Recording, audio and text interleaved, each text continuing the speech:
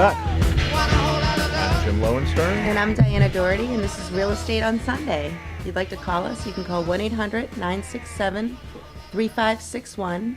Like us on Facebook or listen to us live at mixlr.com/real-estate-on-Sunday. We make it easy. I think we're on Facebook too, right? And we're on Facebook, yes. Yeah, like us on Facebook. That's the best way. Yeah, everyone's on Facebook. So, what are we talking about today? Well, it's getting chilly here in New England. In Boston. Boston. Yeah, I saw some frost this week. Oh, it's supposed to get real cold. I think I saw too. snow a couple weeks ago. Well, we had snow. Yeah, we had For a a good few amount of days. snow on the ground Well, in October. don't November? Don't exaggerate. Well, it was, covering for November, early November. For like an hour. Yeah. Yeah, we're talking to people in the Midwest who are like knee deep in it at this point. Ugh. Sub-zero freeze. Yeah, we've had actually. I listened It's to a nice fall. It's been a nice fall, yes. The reports have been that the retailers can't sell sweaters. It's been too warm. Oh. Yeah, that's why that's why Kohl's and Walmart's quarterly results were down. Oh, It was Too warm. The lack of sweater sales. I've been checking into it. But we have, on the bright side, we have lower gas prices. That's yep. helping. Oh, yeah, the gas helping is the low. economy. Oil's low right now, well, lower. They say for every penny that it drops, there's like another $1 billion injected into our national economy. So we can't complain. Yes. So we there's some things we can do in No, we can't do it. we can't. We can't do it. To prepare? We actually have a caller already. Oh, we do. We Yeah, can't. we Oh, actually okay. have our Great. guest We caller. can't do it then. No, we'll come back to that. Okay. No, let's see who we have on the line. Is that Melinda? It is, Jim. How are you? Good. Hi, good. Melinda. I'm Diana. Oh, hi, Diana. Nice to meet you. Nice to talk to you. So we're going to talk for a moment about your business. I just read that you've been in the business for 130 years. About right. What year did you start? I started in, I believe it was 1978. Wow. Oh my Had God. done law school and had worked at some other jobs before that, and then got my real estate license thinking it was going to be a part-time venture for a while. So it's been a long journey. Yeah. So you started when you were maybe 3 or 4 years old. It would appear so. Yeah, it does appear. It does, so. yeah. The picture looks great. Are you in, and because this is, yesterday I was running around like a crazy person, but my office manager said that you all have a radio show, but you all are both brokers. Is that We're full time. Yeah, we're in the trenches 7 days a week. And you are in Boston? We are in Boston. That's correct. No, Sven Anderson? Sven.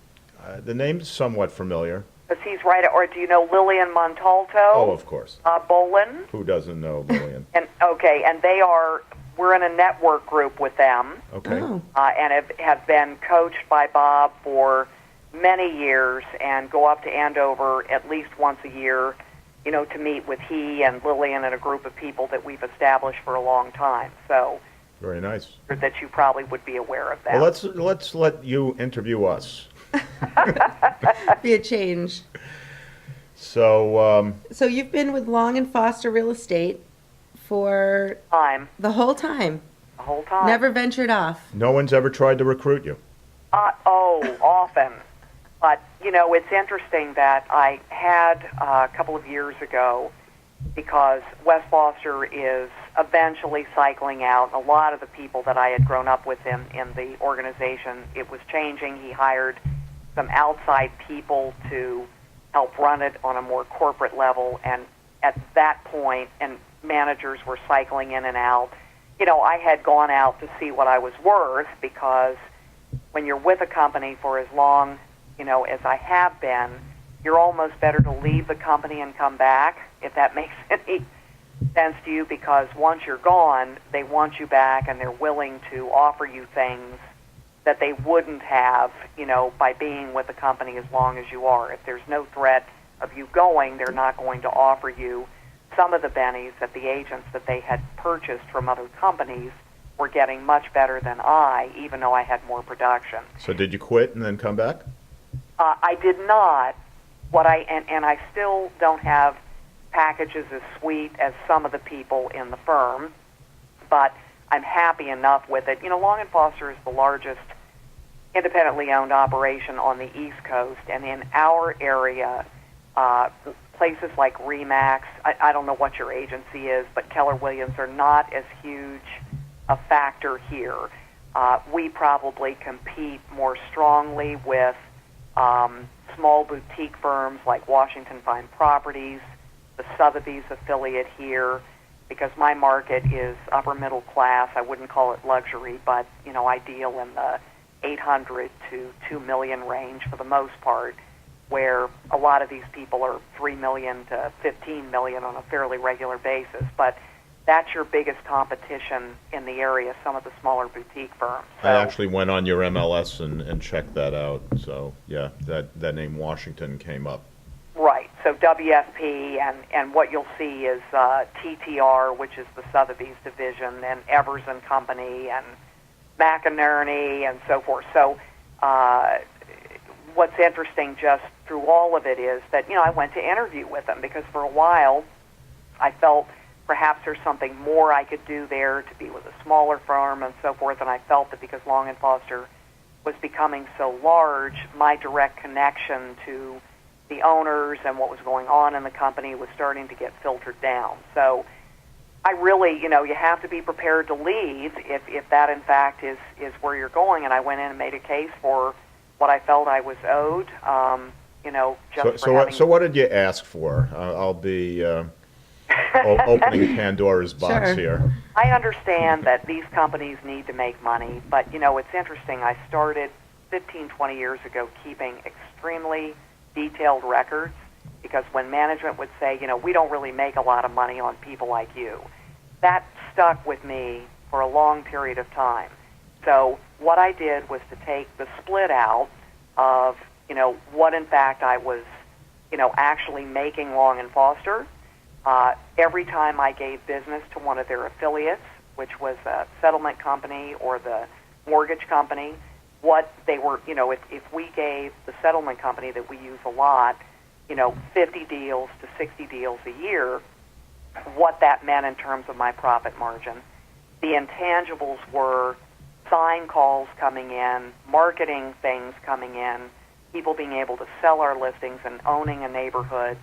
Those are the intangible worthwhile things, not to mention mentoring, answering questions, and being low maintenance in the office, having my own staff so that I'm not using up their equipment, their people, taking up their time. So it was, when they would say things like, well, we can make more off someone making $80,000 a year than you, that just wasn't true. When you're making them hard money, $180,000 a year, not to mention, the affiliates and everything else, you're probably making them about $300,000 a year, and that's, I'm making on top of that with no expenses or wear and tear. So that was a revelation for me. That. Again, when you say they're not making a fortune, they're certainly making as much on me as they are, anyone pulling in $100,000. I mean, I've got That's true. in front of me. Plus, you're helping their market share. And you're low maintenance. And I think You're no drama. agents that I've brought in that are making money, that are doing well, that they're not having to coach or train or, and I'm not using up their staff. Again, there are intangible things. But, after 37 years in this business and never having been sued, never causing a problem, never whined, never asked for stuff, real estate companies look at people differently than if you're working for a bank or somewhere else where, somebody gets close to 40 years in the business, they get a gold watch, a heavy retirement, and it's a beautiful thing. I feel that in some respects, the company owes you a bit of, we've really been pleased you've been with us and done for us over the years the amount that you've made us after all these years, I feel should account for something. I don't think that real estate companies look at it that way, and I think that it's very unusual for someone to have been with a company from the outset and not having left, but I don't think they'll ever really see that. You know, I'll pass my 40 years with a company and probably not even get a phone call. So it is what it is. Yeah, that's interesting. So, couple questions. You mentioned retirement. Do you ever actually see yourself not working, hanging it up? Interesting you say that. I have a group of agents that was started about 20 years ago called the Power Players, which was a lender that came into the Washington, D.C. area and looked up all the most successful listing agents in Virginia, D.C., and close in Maryland, and chose 15 of them. And some were interested, some not, but it was a group that would meet together to share ideas, you know, some of the most intimate parts of their business from all different companies. And the reason it was unheard of is the competitive nature of the business as it has been through the years. Interestingly enough, this group of people is still together today, and I'm probably the where and what of the group in that I keep it together. We set the place for dinner. We meet once a month. We have a topic, and we have people from all firms and some of the best agents in the area. So we met last night, and the topic that we were talking about, in addition to the main topic, was exit strategies and life strategies, and when does everyone think they're going to retire? Because this group of people has been together for so long. We brought in a few younger people.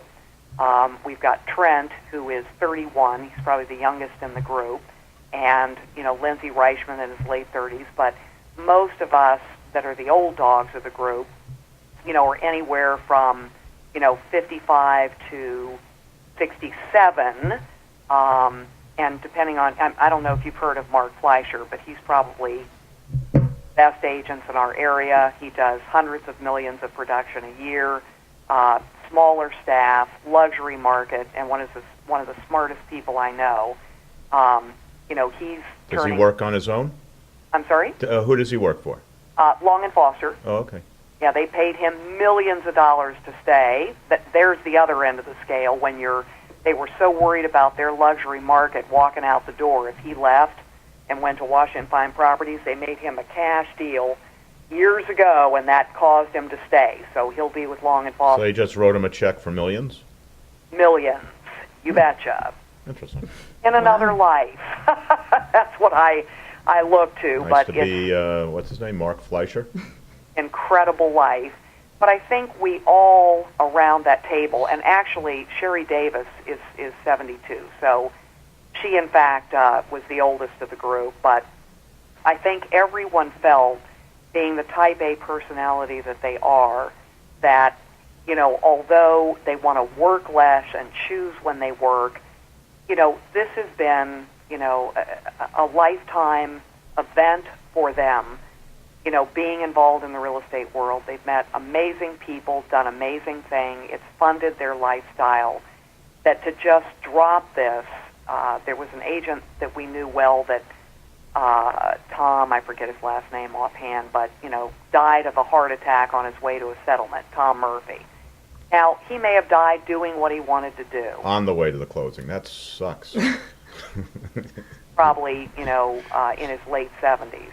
Oh. That... Terrible. So I will be a part of this business in some way because I've got a great group of people and two young men that I think that I can groom to possibly not be me, but to carry on this business and legacy and database that I have worked on for so long, to have that work for them.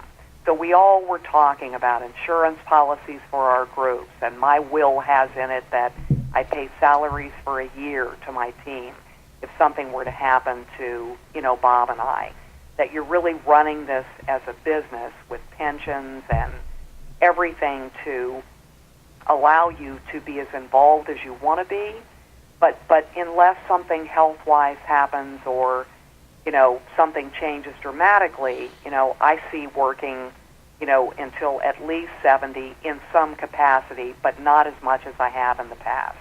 That makes sense? Sure. How much of your life on a percentage basis is the business, and do you actually have time for Your personal family, life. friends? Yeah, personal. Balance your personal life. Well, I think any real estate agent will tell you that balance is the most difficult sort of golden ring that we try to achieve, that people might tell you they're balanced when in fact they're not. I think many type A successful people work hard and play hard. So I really do, try to have a very good social life and good friends that we do. It's taken its toll on us for a while because you're busy doing things involved, whether it's in a charity thing or a board or just, we are officers in a wine club, and we're out doing things and spending time with friends and trying to travel, and conferences that we've gone to, we've got a lot of good friends there. So a lot of the networking but enjoyment factors with other realtors. So, we do have friends. When you say we, is that... My husband and I, my husband's my partner in the business. Oh, he is. Okay. So, And that's Bob. that's Bob O'Toole. So and that works well for you. Well, it does. I mean, certainly any partnership, and we talked about that last night as well, whether it's a parent and a child or two people that aren't related or husband and wife, everything comes with challenges as you all, want to view the same goals, retirement age, how you spend the money, the vision for the team. But yes, for Bob and I, it's worked well. We've really created our own legacy. I think we've got a great group at this point, which is not easy to manage and run a group. So did you meet Bob in the business? Were you already in the business, or how did... I was in the business. He was in the mortgage business for years. He had practiced real estate very early on and had gotten out of it and went into the mortgage business for 17 plus years and was very successful in that arena. And I had met him through people when he was in the mortgage business. So we had done some business together in that realm.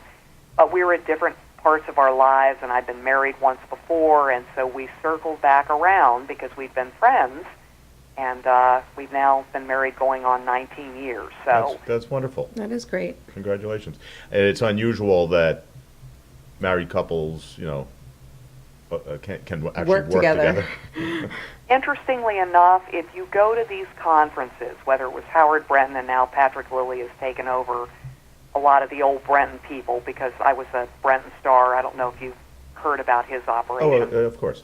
He had done so much for so many, and all those stars, we are all so close to this day. I could call on any one of them from any area of the country. But it's interesting how many couples do work very, very well together, whether it's Nancy Jenkins and Brian Jackson, or Debbie and Joe Yost, or the Harkers, and Jean Shine and her husband, again and again.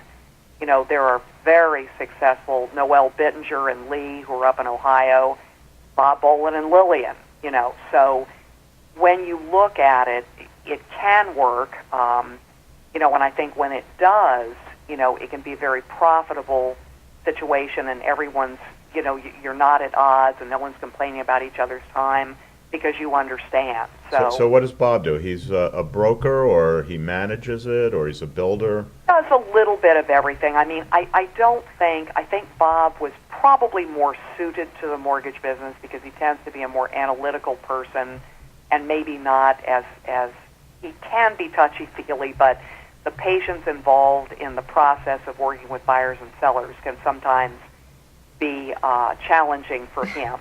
But he works with a lot of our higher-level buyers. He does take on some listings. He handled our short sale division when, that was a little bit more prevalent a few years ago. He helps manage the team. He looks after, the pension. So he really has numerous different positions within the group where needed.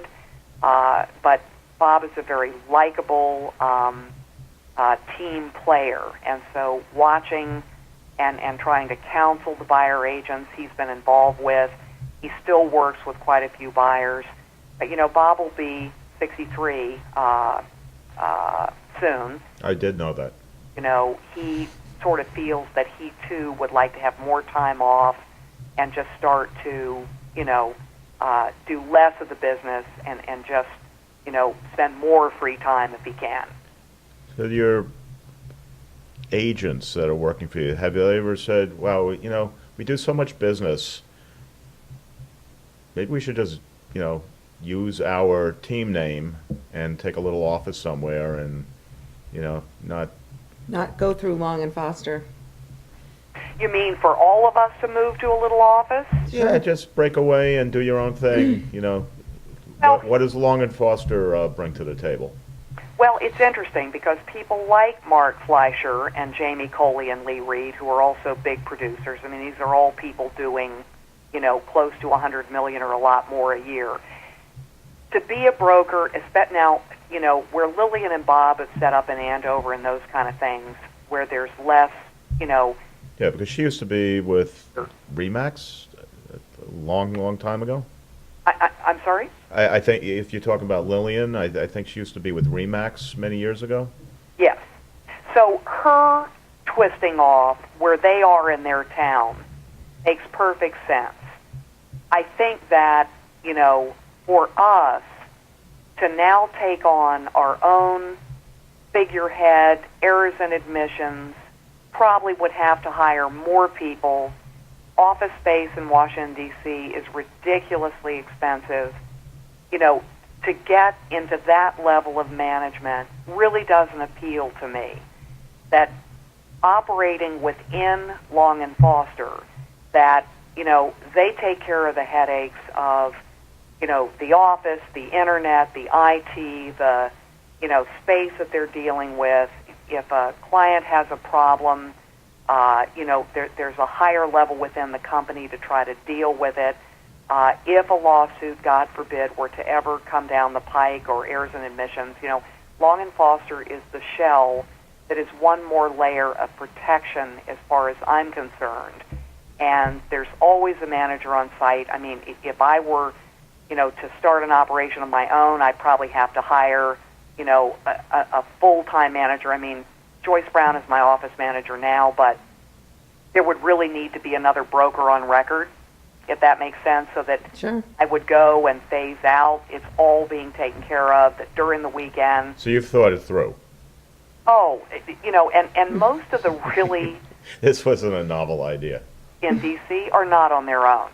If you look at the people that are making the most amount of money, I can think of no one right now that's one of the biggest producers in our area, that even Craig Northrup, who's closer up toward Baltimore, still uses the Long and Foster shell to operate within. Interesting. Very interesting.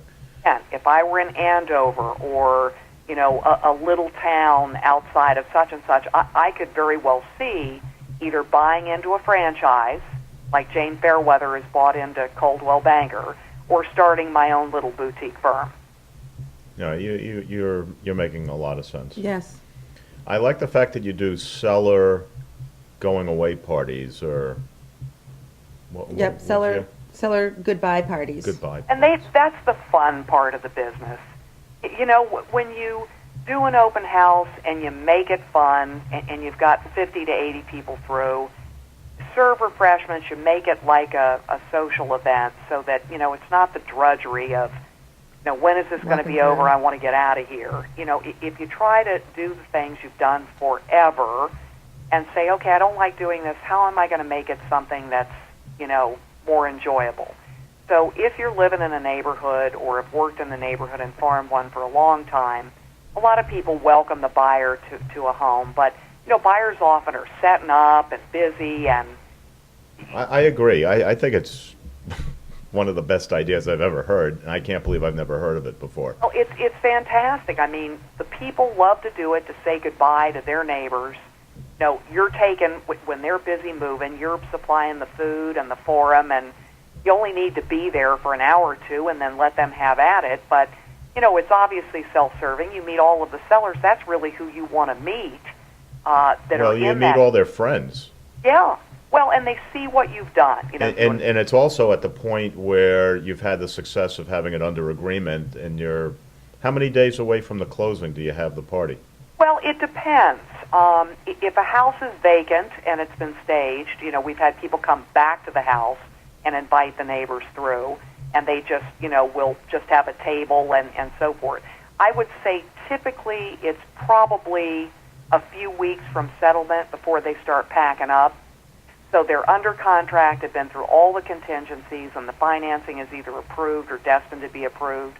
And so, of course, you invite the new buyer to the party as well, because they want to meet the neighbors that are around them. And interestingly enough, I don't know how I feel about that. Is there alcohol You really being want served? the buyers and sellers together before the closing? because you have to remember, most of the people are walking. Aren't we paid to keep them apart? Well, I mean, in certain situations, maybe, but then along some with crazy every stuff that can agent, happen. unless they're a nightmare. And I say to the agent, you're welcome to come. It would be a nice way for them to meet people, and most agents aren't too threatened by that. So it's all how you do it. If you're there soliciting, Okay, so you invite the co-broke also. but they realize this is your listing with the sellers around you.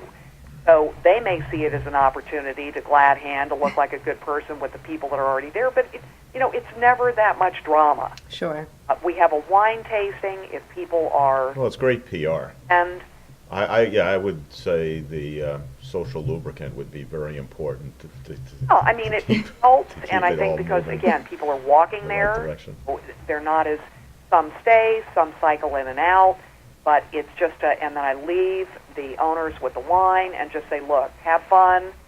And then that even prevents you from having to do final cleanup. I was thinking that Yeah, it cleans up. Yeah. So what does this cost? What do you provide?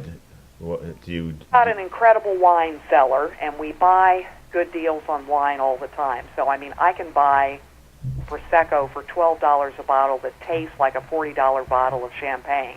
If you know what you're doing, you can get some decent wines of different varieties and then have people taste them. You're telling them what they are. I'm able to send them to the liquor store we go to, which is appreciated, which is why we get good deals on that. But people also are interested in wine. So you call it a wine tasting? Yes, I'll say that, there's a wine tasting that will be there, and come raise a glass to the sellers, whether people drink or not. We obviously have sparkling water and some sodas and things for children. Cheese and crackers? We'll have platters made of either vegetables, so people are having something to eat. It's always good to do it, around the 4 o'clock mark, close enough to cocktail hour, but before dinner, so people head on. If people choose to stay, they can, because you're out of there. You're doing it on the weekend, probably. No, all of that works well, but you also need to write a very, very lovely invitation to the neighbors saying, we're wishing the McCluskeys well. Please come and, meet the new buyers and your new neighbors as the McCluskeys now, go to their next phase of life, in Ohio or wherever it is they're moving. And we'd be delighted to see you there. So, It's nice. You're expediting the transition and kind of taking charge of both the seller and the buyer, that's smart. But at 4 o'clock, you're not doing this Monday through Friday. No, we typically do it on a Saturday or a Sunday. Yep. Because it's a weekend when people are home and they can, and they almost feel obligated to stop by and say hello. And this is mainly the neighbors or the seller's friends or? Buyer. Say again? We invite the neighbors and the new buyer. Neighbors and the new buyer. Okay. And you mail invitations? Anywhere from 50 to 100 invitations. Wow. Now, you might only get 20 people that show up, but that's fine. No, it's a great idea. Yeah. It's been done. And then what about your annual past client appreciation? It's funny. We do something different every year, and we try to see, we shake it up. We had a Hawaiian luau with a pig roast and Hawaiian dancers. That was more family-oriented at a Bethesda mansion where there was outside. It was a beautiful day. Had about 120 people. That's usually what we get, about 120 people out of the 700 we invite. And then this year, I wanted to do something a bit more upscale. So there's a restaurant in the D.C. area that has opera night, where there are two people that float through the tables and, sing arias from operas. And they're both wonderful. We've been there, and it's so much fun. They're very engaging. And, dinner is about $45 a person, and then wine would be on top of that. So, we're probably going to spend $100 a person. So, again, if you get 100 people there, it's very, very cost effective, and we typically have our title attorney split that cost with us. So for a few $1,000s, we have a lovely event.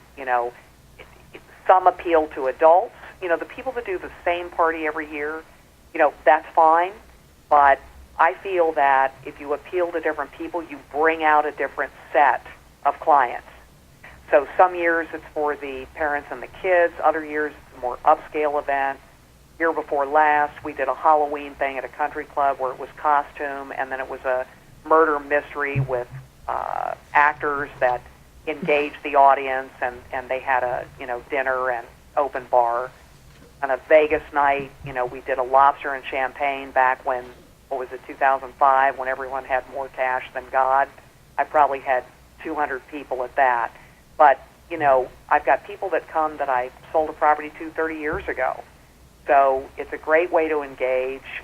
You put a name to a face, and it's just whether they come or not, it's something that you're doing that not only is fun, but, It's memorable, too. I'm sorry? It's memorable for your clients and... Memorable. And I don't think that a lot of people do it, or maybe do it on the level that we do. So we did a baseball game one year and had about 200 people there, too, to see the that's a fun Nationals, idea. where they had lunch beforehand and then went in the stands and looked. And, it's a great day. It's a tiring day because you're glad-handing with a lot of different people, but it's great to see all the clients and, look at your years of effort and reward of helping all these people through different cycles of their lives. So, that's what makes it all worthwhile. Okay, well, we're gonna wrap up now. If you want to stay with us, we're gonna be talking for just a few minutes before we end the show about winterizing and getting ready for the cold. Do you in the Maryland area have any special preparations for winter? Something that we wouldn't have in New England? Well, we get cold here, not as cold as you all. God bless you had snow last week. Like, we're not even ready for that. And I bought a second home in Florida last. that's a good way of preparing for the winter. Go to Florida. That's the number one way to prepare for winter. Have to fought weather for a little Move bit, to but Florida for the winter. Yes. vacant houses just- that we take care of, and we have checklists, check on them every week. So winterizing houses, especially when vacant, or even when people are going away for a period of time, you've got to be checking on your houses at least once a week. You know, we have something where you turn off all the hose bibs because you don't want that over a long period of time to freeze and cause a problem. You need to set your heat. You know, if the house is being shown, I like to set it at a comfortable temperature. Once it's under contract, you can make it lower than that because it's not necessary to heat it to that level. You know, you need to, you know, make sure your gutters and downspouts are clear so that, you know, with ice damming, that the leaves are not keeping that ice in there to cause a problem when, you know, things start to warm up and freeze again. You know, I'm just very big on checking windows, you know, just doing an overall look at the house to make sure that when the cold weather really sets in, you know, that you're handled. And what would happen if the power goes out? Is there some way to be alerted? You know, smoke detectors are in and working, all that good stuff. So there's a winterization process. You know, I don't, when a home's on the market, turn the water off. I've just never felt really good about that.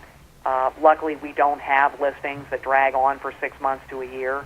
So I like the home when people, you know, I think one of the hardest things is in January when you visit a home that's on the market, the toilets are roped off, it's cold inside, there's no water. Not very inviting. Not that feeling of you know, being inviting. Dark. Homey. It's not homey. Not homey. So I think it's important to keep it, you know, inviting, and I still believe in staging if possible.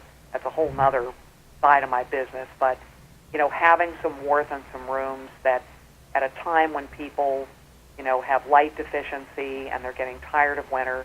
If you're house hunting and it's cold and stark and dark, I just don't think the emotional house buying process, makes a difference for the seller, that you really want to convince them that it's good to set up a few rooms. The smell, the feel, everything in going through a property is as important at any time of the year. Okay, great. Well, we really appreciate you coming on the show today, Melinda. Thank you very much. We still have a couple more items to go through, but Well, we can let Melinda we will let go. Melinda go. Thank you so much. You have all those properties to sell today. Got it. Say hi to all my buddies up there. And, We will. this was anytime. This is good. We all need to help each other. Come up and visit us at Castles Unlimited when you're in the Boston area. Good. Shoot me an email. When we get up there, I'd be delighted to do that. It'd be That'd great wonderful. to meet. Thanks again for coming on the show. Thanks, All right. Melinda. And nice to meet you. Take care. Bye-bye. She was quite nice. Yeah, she did cover a lot of these items, Right. just kind of rattling through them. She was talking more for properties on the market. On the So market. if you were living in the house, what would you do? Well, you What want to would get we a add to it? furnace inspection, Yep. Boiler, furnace. Have a furnace. Have a furnace. Bleed all the valves to make sure everything is running for the hot water radiator. You to bleed that out. Maybe switching your thermostat to a programmable one. Okay. It's a good idea. Save a little money too. Yeah. And cleaning out the ducts, air ducts, Mm-hmm. That's healthy. and changing your Filters. That's right. Change the batteries in the smoke detectors. That's also, check the smoke detectors and your carbon monoxide detectors Right. because of the venting. Mm-hmm. It's very important. Unfortunately, there's deaths from carbon monoxide poisonings. Yep. And could be easily prevented by just installing a carbon monoxide detector. Probably should recommend not using space heaters when you're asleep, but Yeah. that's something else. Get your fireplace ready. Cap or screen the chimney. Clean the chimney. Clean the chimney out. Also, buy firewood or pellets if you have a wood pellet stove. Oh, if the lights go out, get some batteries and flashlights. Batteries and flashlights include, and that's another one. We have batteries, flashlights. Prepare an emergency kit is a good idea too. Like in case the lights go out, have a place where your And blankets if you have the are. money, get a generator. Generator's good, but also again, don't run the generator in the house.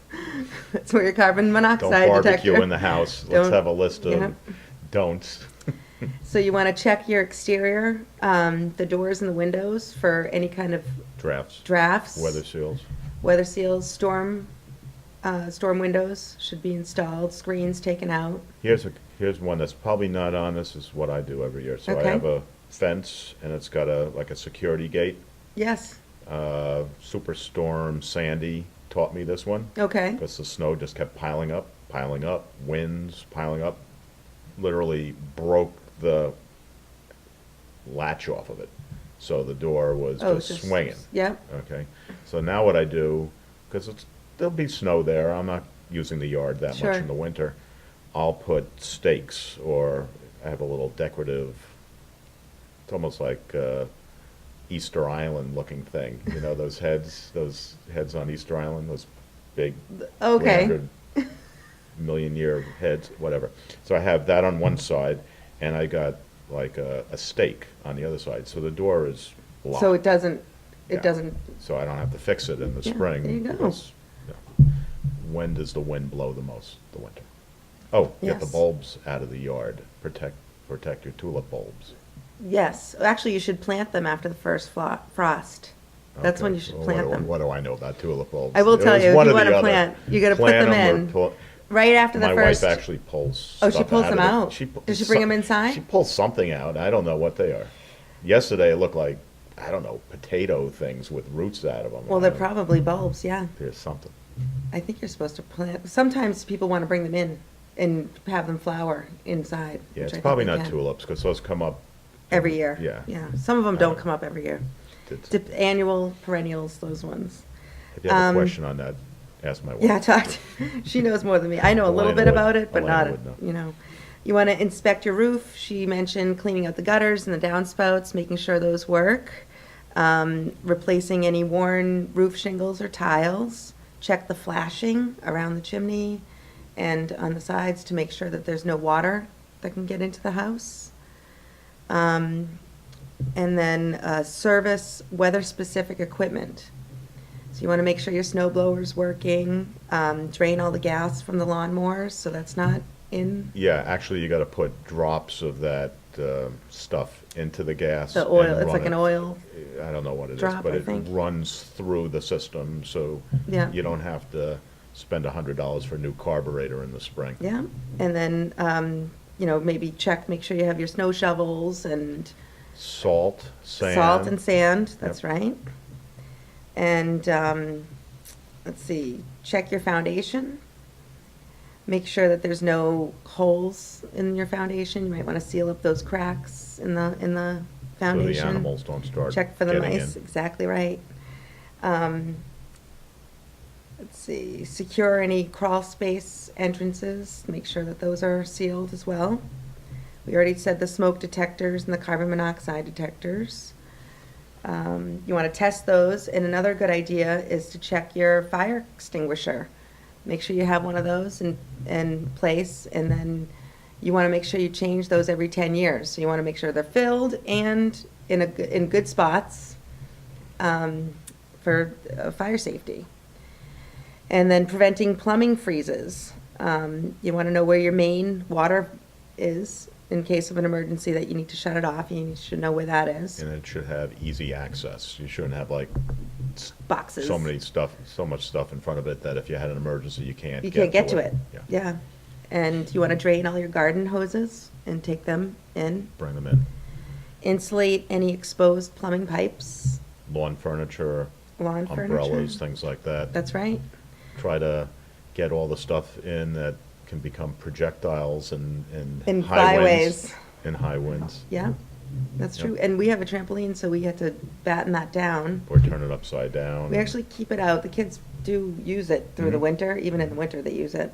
So we staked it down. There was a hurricane that was coming, and where my husband's going, taking all the umbrellas in and putting the lawn furniture down so it doesn't blow away. And I thought, oh my gosh, we should do something about that. Yeah, that's like a big sail. Trampoline. Yeah, Because it'll fly away and canvas and who it's knows? It'll huge. just, yeah, and- it'll just fly away. Right, So we staked it down Yeah. and put it and there's, I don't know what and else it we didn't did. move. No, You're lucky. that's not going anywhere. Yeah, well. Well, yeah, hopefully not. I've seen things that shouldn't go anywhere. You see them well, on the news usually. Well, I think a lot of people In a heavy don't. wind, that trampoline could have, Yeah. What about those bouncy houses that take Oh, off? yeah. Well, you know what? You know why they take off is because they don't stake them down. They Okay. come with the stakes and they don't, they just set them up. They do it all the time. They set them up and they don't stake them down. Yeah. So if they stake them down, I'm sure, I don't know if maybe it doesn't work all the time. And then, prepare your landscaping and outdoor, clean up Boy, the leaves. You had, how many items on this list? 10, one more. One more? Well, I Okay. kind of have little things Well, for each one. Let's get right to the one more. Prepare an emergency kit. That's what I was saying. Where's the box of snacks? The canned foods. Drinks, snacks. I mean, the lights go out, you're snowed in. Yeah, You got candles. no food, refrigerator's off, you can't cook. What are you gonna do? Yep, you have a gallon of water. You want to have that available all the time in case your water gets shut off. And like Melinda said, a wine cellar. A wine cellar. Yes, that would be good.